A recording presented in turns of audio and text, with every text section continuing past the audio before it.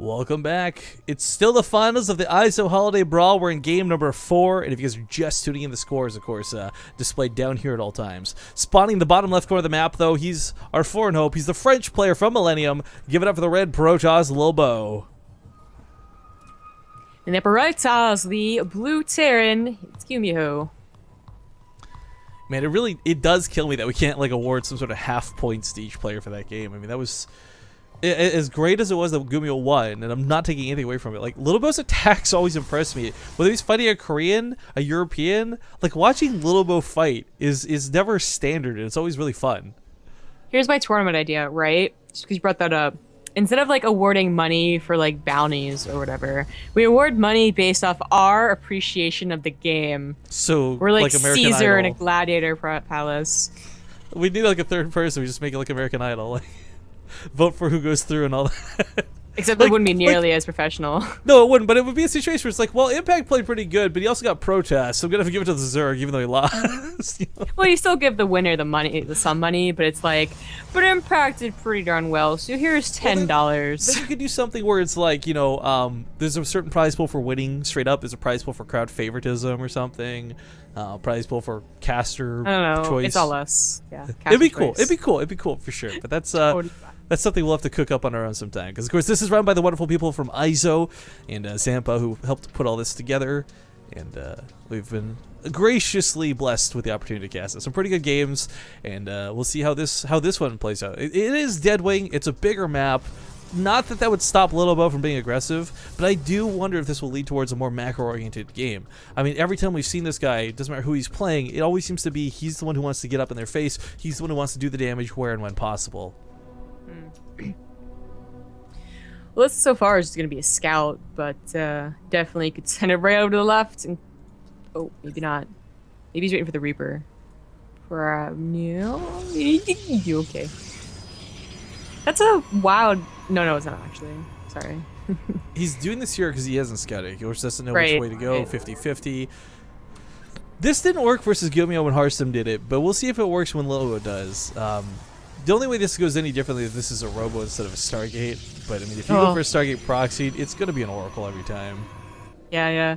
Well, the difference is that Gumiho, like I said, like versus Hearthstone, it was kind of like a build order mix-up, more like a hard counter, but it helped. Yeah.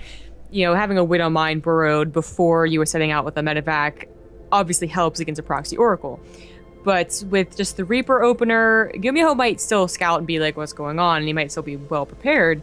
But it's also a chance that even being well prepared, you know, Oracles have a way of finding things like, you know, Marines and tech labs. And oh, the Oracle, the most annoying thing is when the Oracle starts picking off all those SCVs you get, putting down the new barracks and the command center. Geez. No, and you're like, I gotta put things back on this? God! Oh, God. APM, like, especially for you, a mech player. Being Terran sucks when it comes to building. Everyone's always like, well, at least you keep the worker, but it's like, come on. Like, whatever, we lose the workers half the time anyways. Protoss shouldn't say that. Sorry, I'm thinking more of Zerg.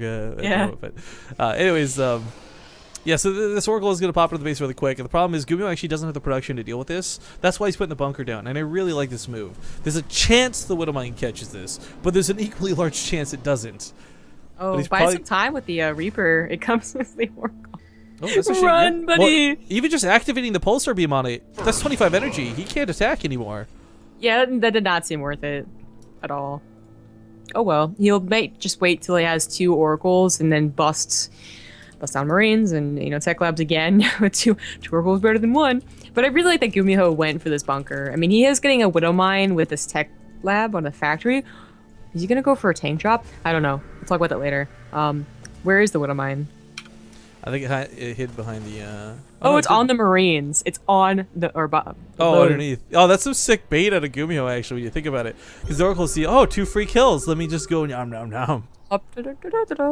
Yeah, exactly.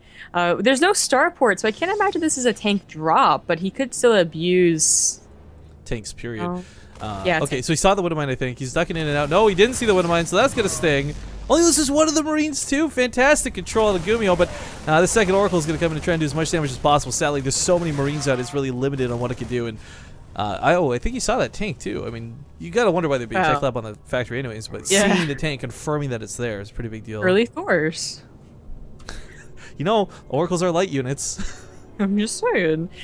Looks so like here's Lilbow is gonna go for a bust on 2 bases. so here's where this starts falling apart. I think the Void Ray is going to shred the tank if it gets to connect. A couple of Zealots will make the Marines even better, but 2 Void Rays shouldn't even be able to deal with this much. If the Oracle comes back in as well, the Marines die and so does the tank. Yeah.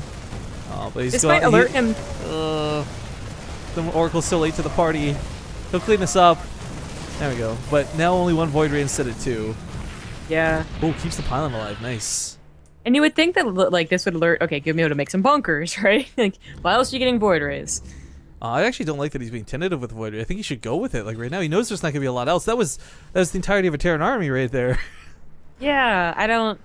Well, his all-in wasn't at all set up yet. As you can see, he's only now throwing down his 5 gateways. But you're right, like he could have at least like kept the bunker just a little bit more delayed. I don't. I mean, the Gumiho Void needs Rays. Like, there's 2 very difficult goals to accomplish at the same time here. One is going to be dealing with the turret, and second is like because the turret's up, you can't just dive for the tank. That's true, but I feel like everything's gonna die so fast. There's 3 Void Rays. There's 6 gateways. Yeah, a 3rd Void Ray is going to tear through that missile turret so quickly. I just don't think Gumiho has like enough production. We'll see what happens. Second bunker, I think, is definitely in order. I think not losing that Oracle is a pretty big deal. Not for the damage it brings to the fight, but Revelation tags are going to be really nice when you're trying to move around with slow units like Void Rays, knowing where it's safe to not walk into. I mean, with all this open space, it's not going to be hard for Gumiho to stim underneath this, had he had stim available to him, of course. But with just naked Marines, it should be manageable-ish. As you see, though, lots of damage still going down nonetheless. 1 Void Ray looks like it is going to die. Does take away a lot of the damage that this has for potential. Yeah. Is that really worth it? Well, now he's camping production, so it probably was. Yeah. I mean, 2 Marines at a time is still going to be hard to deal with, but the Oracle's in here as well. Pulsar Beam's been activated. He's killing what he can, where he can. Marines pop out. The Void Ray's going to try and deal with it, but it's so funny watching a Void Ray. It annihilates a tank, but it takes forever to kill a Marine. He should, I mean, I think he's forgetting about the factory right now. Like, even Widow Mines at this point are still going to be useful, and it's your production, man. You do not have a lot of production. Use whatever you got. He's also not prismatically aligning, and I don't know what the deal with that is. If he's waiting for a Viking to spawn for it, maybe? I don't know. But if you guys prismatic alignment, it makes, of course, his damage ramp up like crazy. Still hasn't decided to push through the natural. Tanks are sitting there really nice. There we go. Now he's going to tear down that reactor. And it's only 1 Marine at a time now instead of 2. But this first Void Ray is going to die, maybe. Barely. But he starts to push in. These tanks, oh, they got nothing on this many Zealots. If they get to the front line, friendly fire is going to happen. Void Ray's coming to kill that second tank. And Lilbow... yeah, this scrappy is a scrappy does when this guy plays. There's nothing inside that bunker. Oh, was nice that focus fire? Yeah, it was focus fire, but either way, I think it would have been better on the Zealots. Maybe yeah, I don't know. There's really just it's a lot of hard choices to make. The bunker falls, the turrets are gone, the depots are no longer there. The SCV count is falling. The medevac goes down as well. There's such a small Marine count available. The Void Rays might get taken care of, but how does he ever deal with the Stalkers? There's so many SCVs too. I mean, this is no longer a case where it's 30 or 3 command centers with stimmed Marines. Oh my goodness. Lilbow is making this happen. He's going to tie up the series at this rate. Good game is called. Lilbow with a 2-2. Oh man, he is going toe to toe with the big dog Gumiho. Very odd. I'm liking the way it's been playing out though. But guys,